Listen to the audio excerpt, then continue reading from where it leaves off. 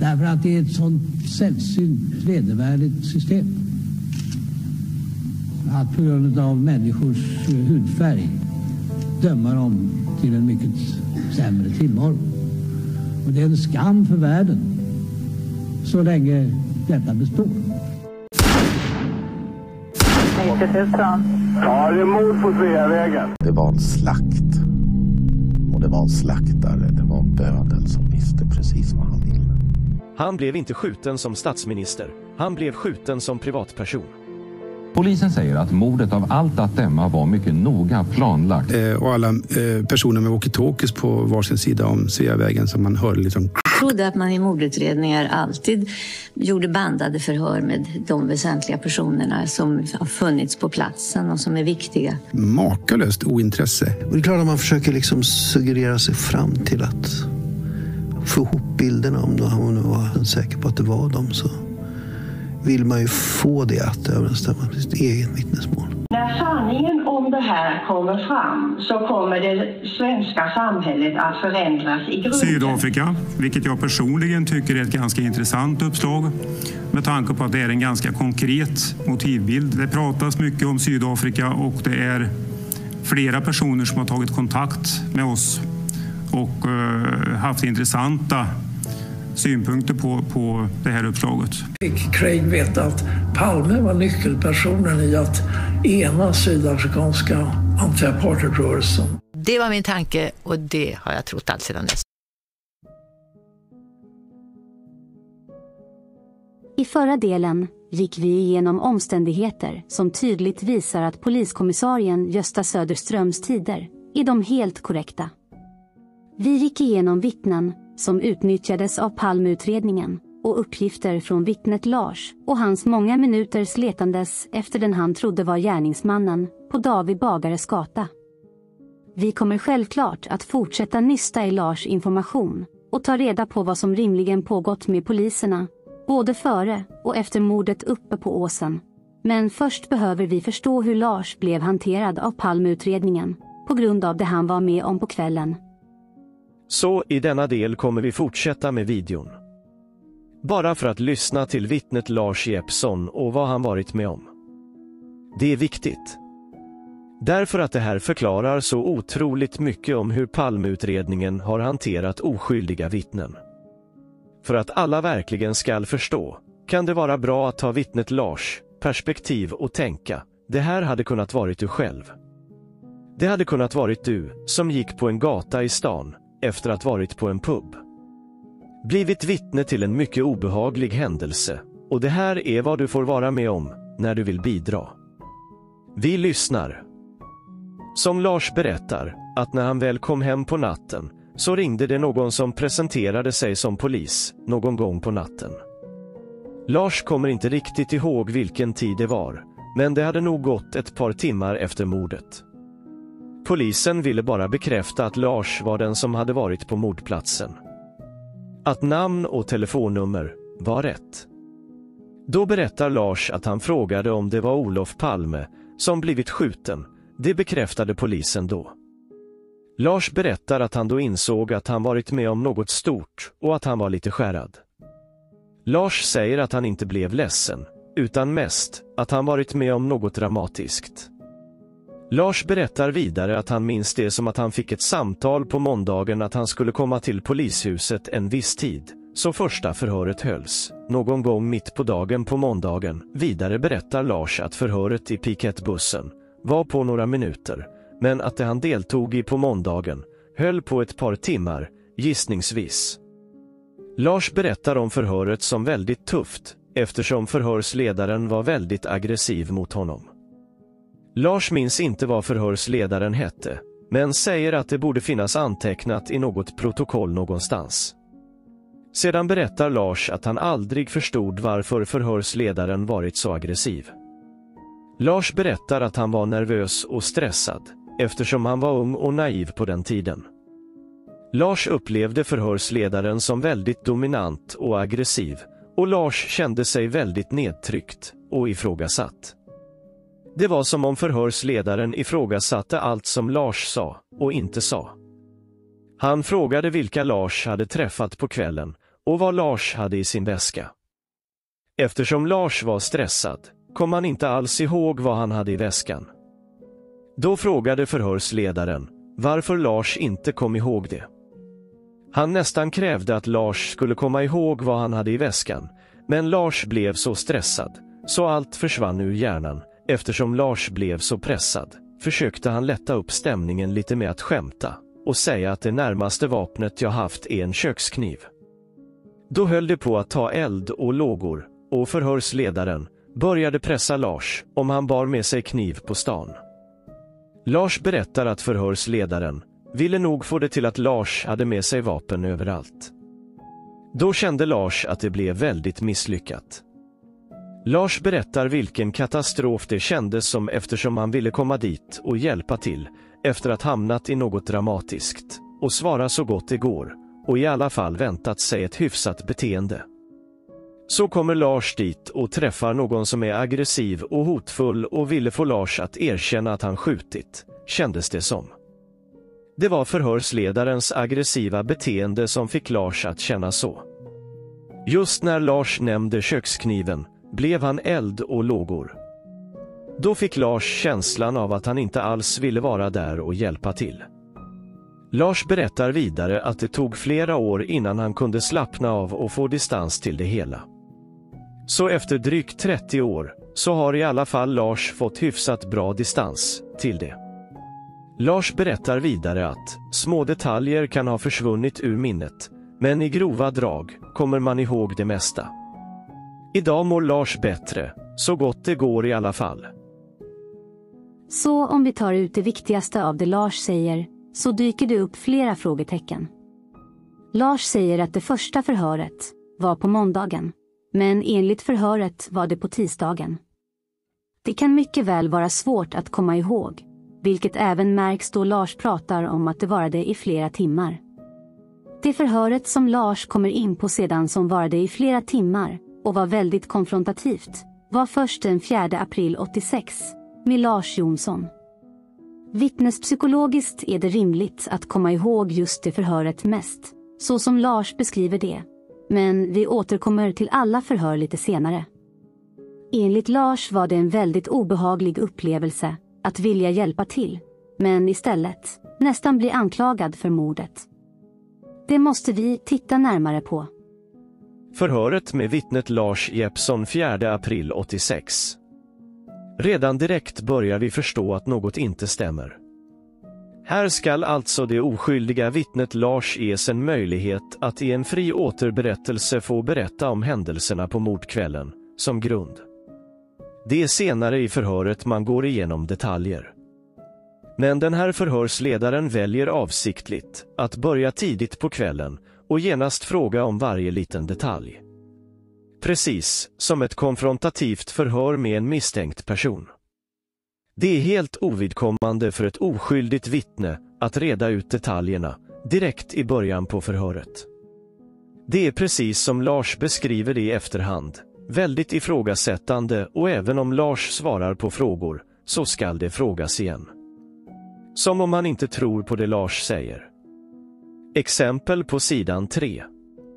Är du i sällskap med någon? Nej. Inte med någon? Nej. Och du träffar ingen vid Rådmansgatan som du känner heller? Nej. Vidare är det frågor om vilka som var där, vad Lars gjorde. Vilka de han träffade är. Adresser och uppgifter till Lars vänner.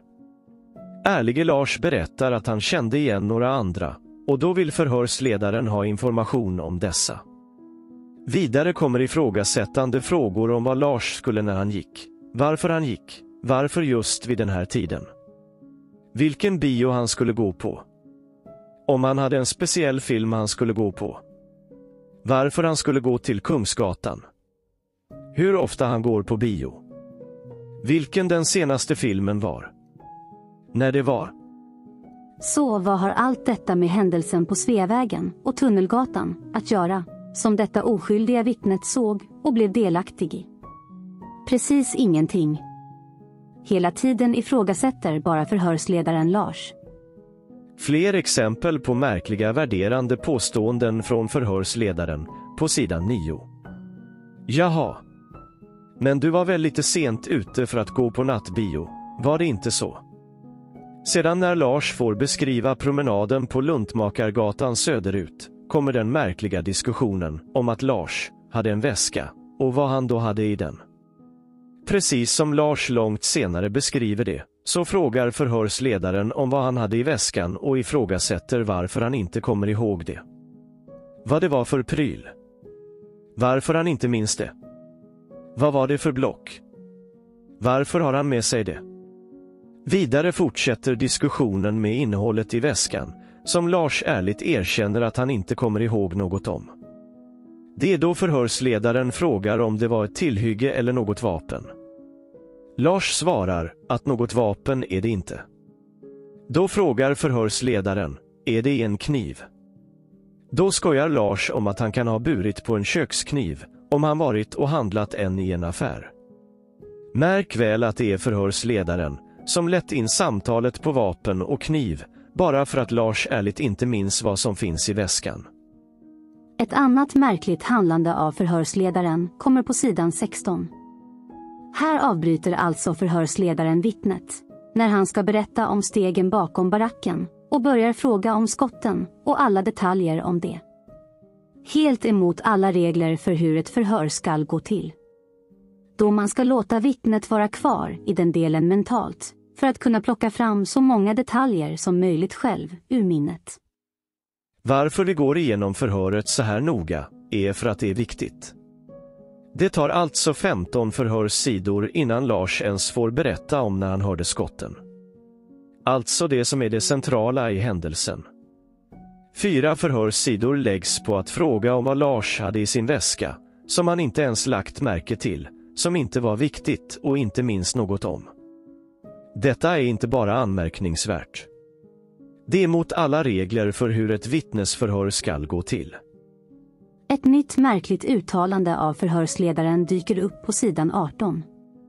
Varför gör du inte det? Vad är det för en fråga eller påstående till ett oskyldigt vittne? Uppenbart och felaktigt uppträdande, men det gör också att man får en bra bild av vittnet Lars, som verkligen är ärlig och försöker förklara hur han tänker. På något sätt, fantasier föreställer mig att jag skulle vara med om. Medan förhörsledaren fortsätter att avbryta Lars. Det är bara att ge Lars en stor eloge för att försöka svara på alla idiotiska och ovidkommande frågor. Det säger verkligen mycket om tålmodigheten och viljan att hjälpa till hos detta vittne, och som han med egna ord beskriver att han bara ville ställa upp. Vidare kommer på sidan 43 den första informationen om polisbilen som åkte förbi Lars.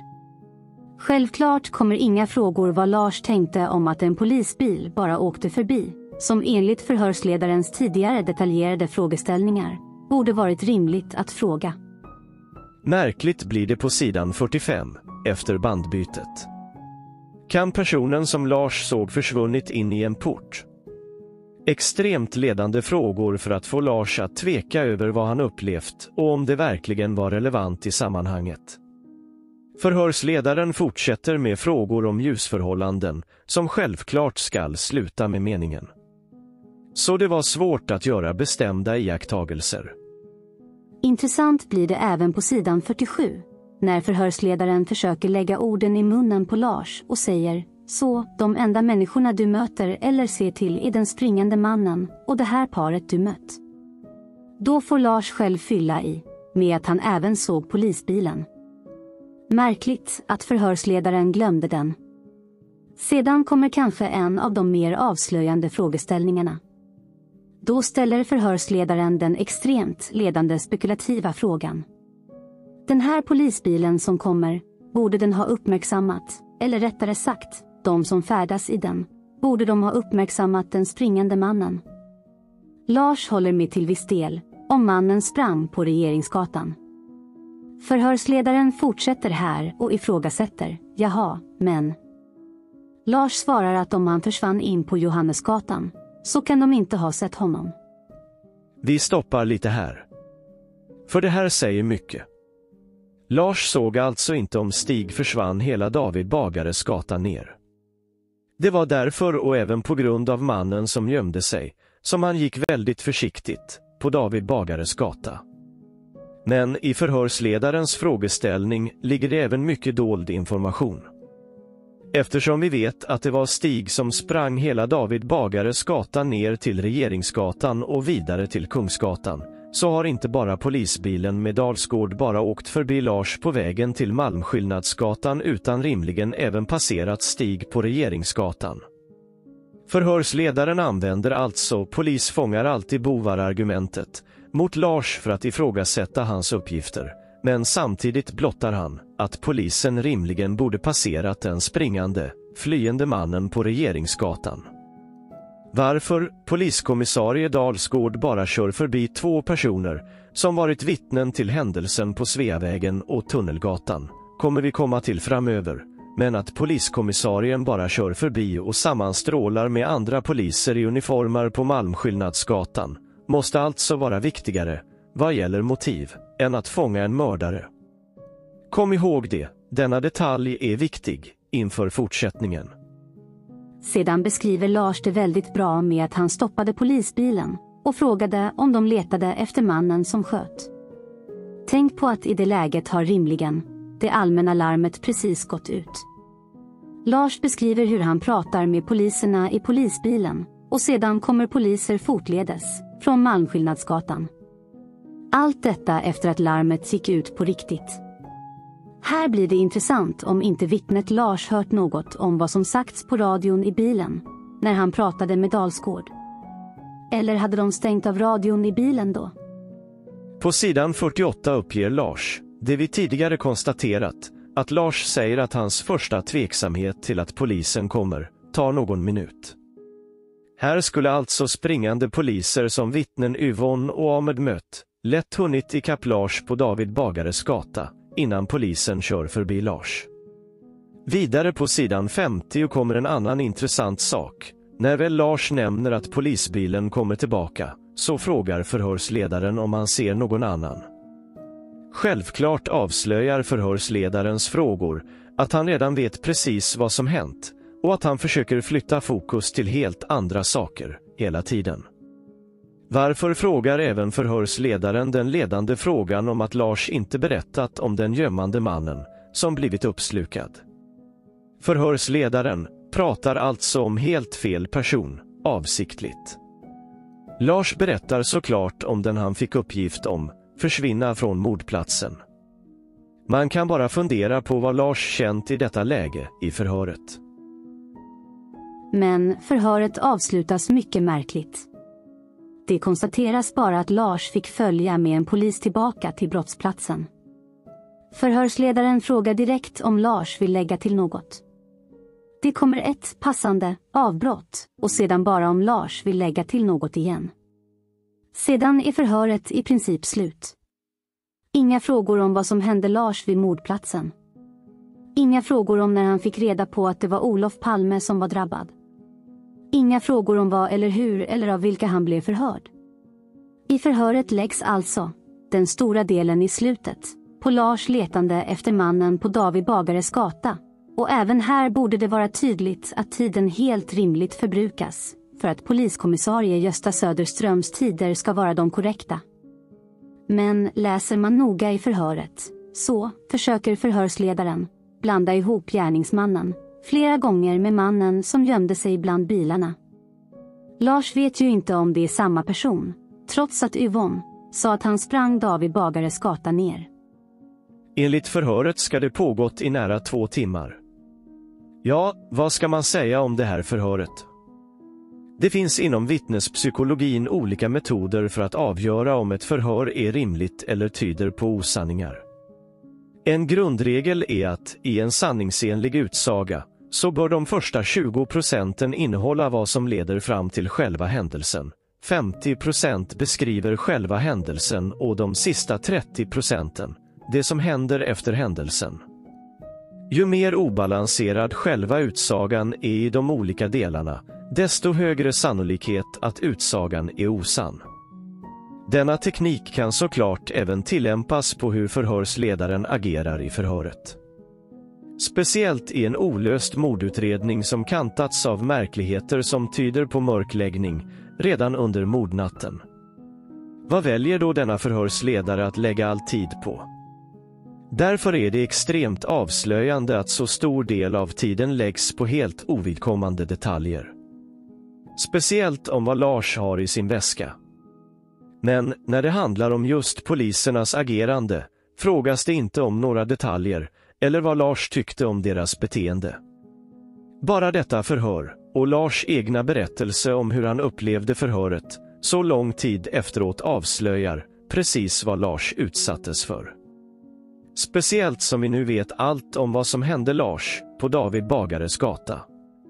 Förklaringen till förhöret och motivet från Palmeutredningens sida är såklart alla polisens märkligheter som pågick där uppe på åsen. Att Lars medverkat i media bidrar självklart till risken att mer information kommer fram som blev svår att hantera. Så Palmeutredningen var tvungen att agera för att fortsätta lyckas med mörkläggningen. Detta förhör, som i sig, med ledande frågor om detaljer som är helt ovidkommande för utredningen, ledande frågor som skall få Lars tveksam, ytterligare frågor om detaljer fast Lars redan beskrivit att det gick fort eller att han inte såg delarna, ledande frågor som skall övertyga vittnet om alternativa förklaringar, som en port eller en bil. Avsiktligt blanda ihop den gömmande personen i förhöret med den som Lars trodde var gärningsmannen. Redan här blir alltså Lars ordentligt utsatt för den mörkläggning som Palmeutredningen redan påbörjade under mordnatten. Hela förhöret handlar alltså bara om att konfrontera Lars och ifrågasätta detaljer. Trötta ut och skrämma och pressa det oskyldiga vittnet Lars, så när de väl kommer till detaljerna om polisernas märkliga beteenden, så orkar inte Lars stå emot förhörsledaren och orkar inte berätta om alla detaljer. Det är avsiktligt, smutsigt och ett rättsövergrepp. Speciellt som de redan vet vad som hänt. Även de personer som inte har kunskap i hur förhör ska gå till, så är det bara jämför med andra förhör i samma utredning. Alla svar Lars ger är tydliga försök att vara ärlig och hjälpsam.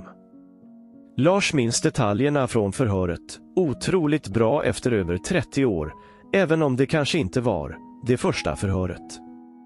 Man hör att detta satt djupa spår hos Lars, det han var med om. Det är precis som Lars återger informationen. Självklart är det rimligare att Lars kommer ihåg just det förhöret i relation till de andra. Förhörsledarens hantering av hela förhöret påminner starkt om en raidteknik. Raidtekniken är en förhörsmetod från USA som har varit mycket omdebatterad när det gäller att få fram erkännande från misstänkta brottslingar. Det finns ett projekt i USA för att frikänna oskyldigt dömda människor. Här finns exempel på hur polisen använt sig av vedertagna metoder som raidtekniken för att förhöra personer, och där det senare visat sig att metoderna fått oskyldiga personer att till och med erkänt att de är skyldiga till brott som de inte har begått. Det kan bero på att polisen presenterat bevisning som inte finns, eller förhört vittnen på ett nästintill tortyrliknande sätt, som innebär att de erkänner bara för att få ett slut på stressen och pressen.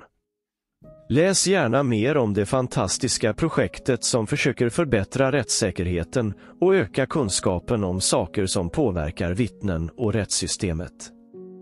Som reflektion kan du själv fundera på hur du hade hanterat det i Lars situation, när du bara velat bidra med det du varit med om. Men när vi återkommer till de förhör som hållits med Lars och jämför med de han själv uppger i videon, så är det några frågetecken som dyker upp. Det andra förhöret med Lars, som enligt Lars skulle hållits på måndagen, fast det hölls på tisdagen, har flera märkligheter i sig. Där springer Lars på David Bagares gata, trots att han aldrig gjort det. Denna förhörsledaren, Monica Andersson, som tidigare haft ett uppenbart uppdiktat förhör med vittnet Jan-Åke Svensson, figurerar lite för ofta i märkliga förhör. Utan att ha kontroll på vilka poliser som var aktiva vid tiden för mordet så börjar det bli misstänksamt att hennes namn dyker upp på så många tveksamma förhör. En utgångspunkt är nämligen att det är färre gånger som kvinnor ljuger än män. Speciellt vid den här tiden. En rimlig slutsats är då att Monica Andersson även kan vara uppdiktad. Det skulle kunna vara en påhittad syster till den uppdiktade taxichauffören Anders Andersson på Kungsgatan. Den som Palmeutredningen ville ha till att ha stoppat poliskommissarien Gösta Söderström vid bron vid Regeringsgatan, trots att Gösta själv säger att han blev stoppad någon annanstans. Skulle denna Monica Andersson finnas, har hon mycket frågor att svara på när de gäller de förhör som hon skulle medverka till. Bra frågor till Lars i en framtida intervju med Thomas skulle vara att be Lars läsa och kommentera uppgifterna i de förhör som hållits med honom. Där han själv får redogöra för vilka uppgifter som inte stämmer. Så det vidriga rättsövergrepp som Lars var med om i samband med det långa förhöret får absolut inte bara glömmas bort. Det behöver uppmärksammas och Lars behöver få upprättelse för vad han varit med om. De personer som bidragit till mörkläggningen behöver förstå och känna skam för vad de varit med och bidragit till. Ett oskyldigt vittne som bara råkade gå förbi en otäck händelse. Som offrade sig, med fara för sitt eget liv, att följa efter den han trodde var gärningsmannen. Som inte ens fick stöd och hjälp av poliser som uppenbarligen fanns i området, men var upptagna med märkliga förehavanden. Med en parallell till det Olof Palme uttryckte om apartheid, så går det även att omsätta det till vad många vittnen systematiskt var med om i Palmeutredningens utredande under alla år. Att vittnet Lars Jeppsson inte fått upprättelse för det tortyrliknande förhöret och behandlingen av honom från Palmeutredningens sida och hur dåligt han mådde över det han var med om, kan bara med Olofs ord bli. Därför att det är ett sånt sällsynt vedervärdigt agerande att på grund av att bara hjälpa till behandlas så illa av myndigheter. Det är en skam för polisen, det är en skam för Sverige, det är en skam för världen, så länge detta består. Så för att hylla Lars insats genom åren och uppmärksamma hans bidrag till lösningen och istället visa världen vad Sverige egentligen är för land, kanske vi ska presentera det ärligt där besökarna anländer. Här kommer ett bidrag.